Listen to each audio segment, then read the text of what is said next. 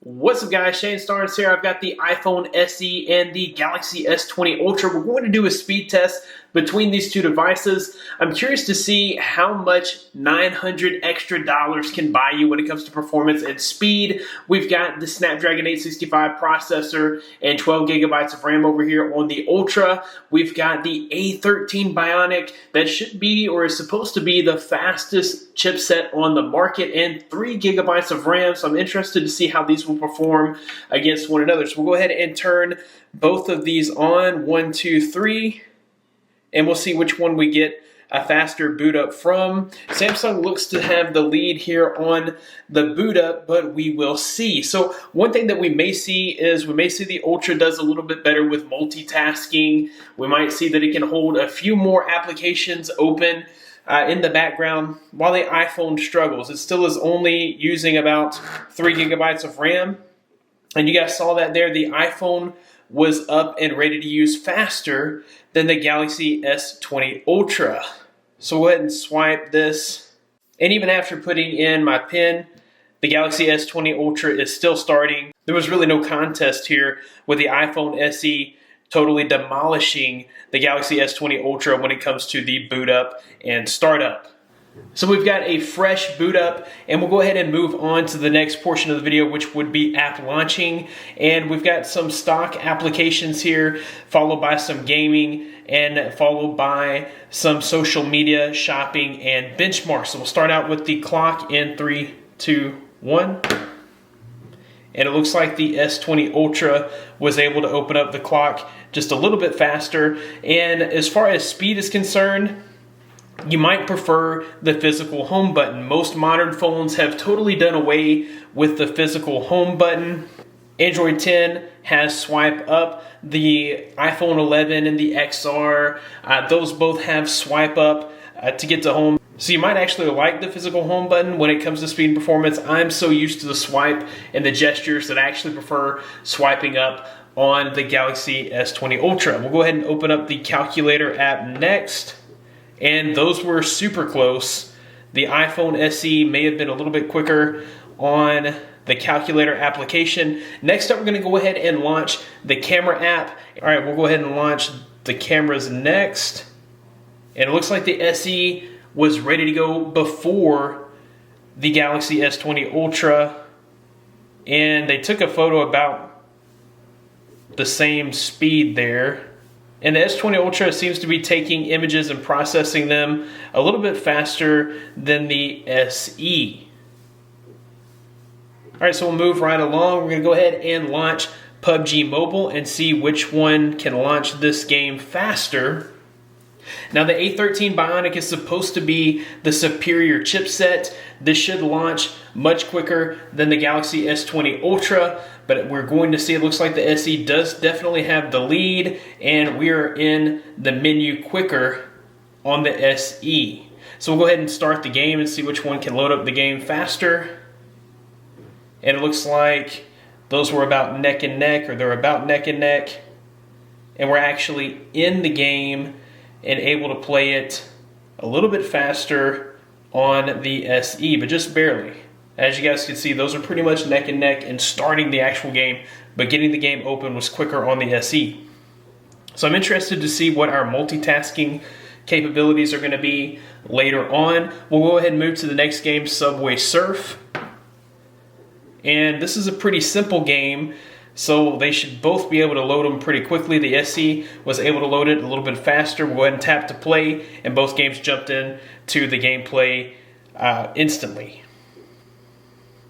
All right, next up, we're going to go into Asphalt 9. This one uses a little bit more graphical processing, and it is a little bit more graphic intensive on the processor. So it'd be interesting to see which one is able to load up Asphalt 9 faster. Then another thing that you should consider here is we've got lower resolution display and it's much smaller. Over here, we've got a higher resolution display that's much larger. Surprisingly, the Galaxy S20 Ultra was able to load up Asphalt 9 much quicker than the SE. All right, so we'll go ahead and launch gameplay on both phones and see which one can launch gameplay faster. Alright, so we'll go ahead and click the play button here. And we'll see which one is able to get into the game faster. It looks like they're both neck and neck when it comes to launching the game. So one thing that would be interesting to see is actual gameplay. I feel like having the larger screen makes for better gameplay because you've got all of the extra screen real estate here. It's going to be easier to see the game.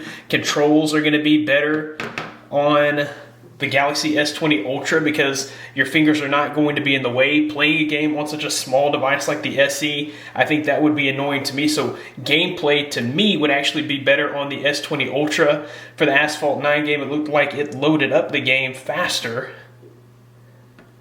All right, so we'll move on to social media. Let's go ahead and jump into Instagram. And Instagram loaded faster and was ready to use faster on the Galaxy S20 Ultra. So next up, we're going to scroll through, and as you can see here, scrolling on the Galaxy S20 Ultra is not as jittery and it is much smoother. That's due to the 120 Hertz display. We've got 60 Hertz on the SE, and you can definitely tell the difference when it comes to scrolling through pages. The 120 Hertz refresh frame rate is definitely better. I prefer it on the Galaxy S20 Ultra, hands down. All right, so we're going to go into our next application here, which is Twitter. S20 Ultra was able to load Twitter faster than the iPhone SE. Now, the iPhone SE is brand new. It just hit the market 2 days ago. So the Twitter app may not be 100% ready on the SE. Maybe it's not been optimized on the SE just yet. The Galaxy S20 Ultra was able to load Twitter faster than the SE. We'll move on to our shopping applications. We'll load up eBay. And eBay is ready to go faster on the Galaxy S20 Ultra than on the iPhone SE. Now, let's just remember here that we're looking at a $399 phone versus a $1,400 phone or a $1,399 phone. Is the difference really, is it actually worth paying the $900 difference when it comes to speed performance? So far, I really can't tell. Let's launch Amazon, and Amazon is faster on the Ultra. It looks like things that are using single cores are opening faster on the S20 Ultra, and things that are using multi-cores are probably opening faster overall on the iPhone SE, which is not exactly what I expected, but the A13 Bionic chip is a powerhouse. Let's go ahead and launch the Geekbench. And it looks like Geekbench launched quicker on the Ultra. We'll launch Antutu. And it looks like we had an ad pop up on the SE, but I think those were pretty close. All right, and we'll launch the App Store and the Play Store. And the Play Store was much faster on the S20 Ultra. All right, so next up we're going to look at our multitasking performance and see which phone's able to hold more apps open in the background. So we'll start out here with the iPhone SE. I'm just going to go through these applications and see if the phone was able to hold them open in the background. Clock still open, calculator still open, camera is still open, PUBG Mobile is still open, Subway Surfers still open, Asphalt 9 had to start over. So it looked like it did have to reload Asphalt 9. Instagram still open, ready to use. Twitter still open and ready to use. eBay still open and ready to use. Amazon. And it looks like it did a pretty good job. It only had to reload Asphalt 9. So for 3 gigabytes of RAM, you know, sometimes you think Android is overkilling with the RAM. I know Samsung phones, they take about 3 gigabytes just to hold Android on the phone. So if all you had was 3 gigabytes over here, then that would be enough to install your system. And you know, you really do need that extra RAM on Android, whereas you don't need it on the optimized iOS. So we'll jump over here and see how the Galaxy S20 Ultra was able to do with holding applications open. So we'll go to the clock, it's ready to go. Calculator ready to go. Camera had to reload. PUBG Mobile. Subway Surfer is ready to go. Asphalt 9 Had to do a little bit of a reload there.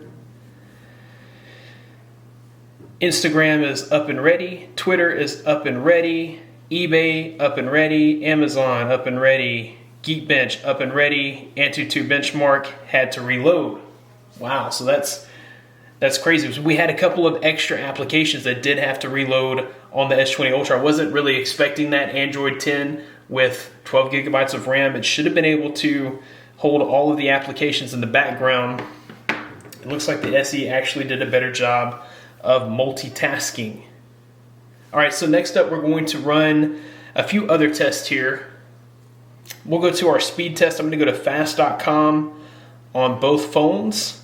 We're on a 1 gigabit connection here in the house, and both phones are connected to Wi-Fi, so we'll go ahead and launch the speed test. The internet's doing 230 over here on the iPhone SE and 250 on the Galaxy S20 Ultra. We'll try that one more time. And it looks like we're getting, at some points, better results on the iPhone SE than on the Galaxy S20 Ultra. We'll try that one more time. Yep, so 2 out of 3 times we had better results on the S20 Ultra than we had on the iPhone SE. All right, we'll go ahead and launch the Sun Spider test on these phones. This is just kind of a browsing test here to see which one is able to run JavaScript faster. And it looks like the iPhone SE, even though the S20 Ultra seemed to start up faster, the SE was able to finish the test much faster. It's already finished. We're still running it over here on the Galaxy S20 Ultra. Still not finished. The SE pretty much blew the Galaxy S20 Ultra away. So we see here that it finished in 103.5 milliseconds. The S20 Ultra is still processing here. It's still not ready to go. All right, so lastly, we're gonna go ahead and run our benchmark test on both phones. We'll start out with the Geekbench test, and we're running the CPU benchmark. So we'll go ahead and start that, and as soon as it finishes, I'll come back.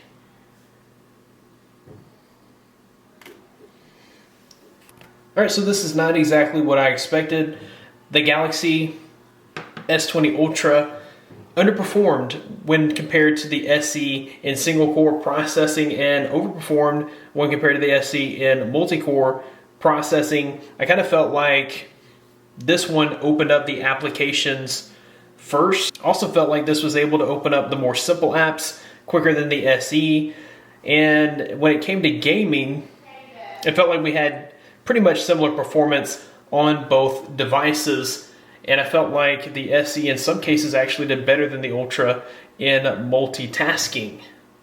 Next up, we're going to move to the Antutu Benchmark, and we'll run the test on both phones. All right, so we're going to go ahead and start the test, and we'll come back when these are finished.